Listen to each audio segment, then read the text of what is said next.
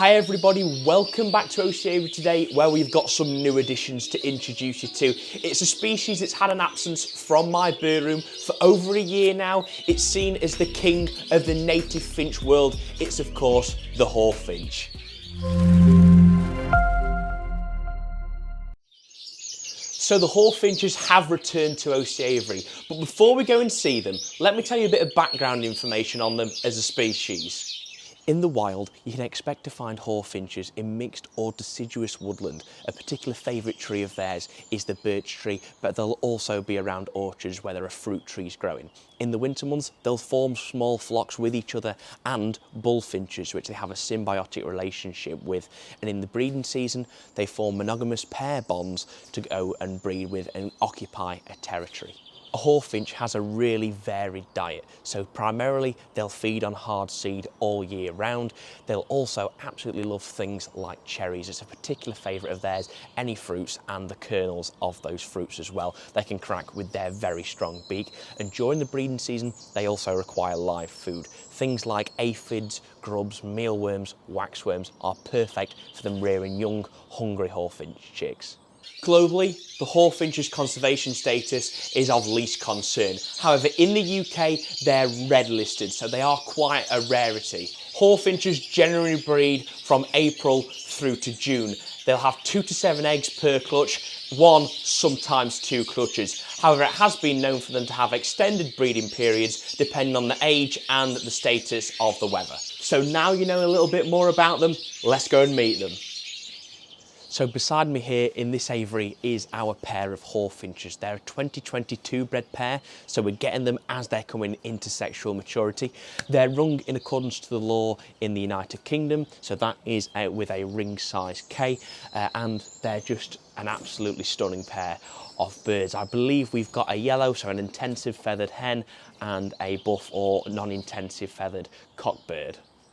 In previous videos, when we've spoken to people who have a lot of experience breeding the hawfinches, and as we tried 2 years ago with that pair we used to have, we had to make sure that the birds were separate out of the breeding season as they weren't quite compatible. However, this particular pair are very compatible. It's been, safe to say, a very stress-free time.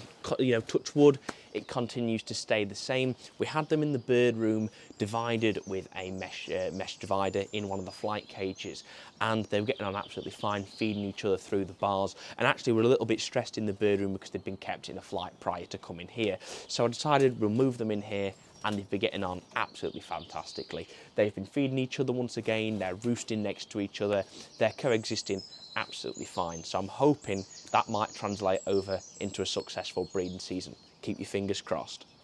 Now, if they do start to show signs of aggression towards each other, I'll intervene immediately and we'll separate them out. Of course, we don't want to be compromising the health of either of these birds through having them in together, but so far, so good, and all has been looking okay. Now, as flights go, we bred them in something, or attempted to breed them, shall I say, in something larger than this 2 years ago. This is 2 feet wide, 5 feet long, and 6 feet high. We had this, but in an 8 foot long version. So slightly smaller, but they're more than happy enough. In here, we've got some fake Christmas tree in there, some artificial branches, some real branches, including pine and some cherry branches actually. They've been getting on really well. They're using the whole height of the aviary too. I've been putting the food and the water on the floor, so it makes them use that, helps keep them fit. And they've been putting on a nice bit of weight for the winter months as well, which is always nice to see in a healthy bird. To make sure that the birds are active and hardy to the environment, what I've done is we've housed them outside like this, but I've actually got a plastic screen to go on here, so they don't got the brute force of the drafts and the gales going through, but they do experience the cold temperatures, and for a bird like this, they're absolutely fine. So really pleased to see them getting on as well as they're doing. So now let's take a closer look at the pair, shall we?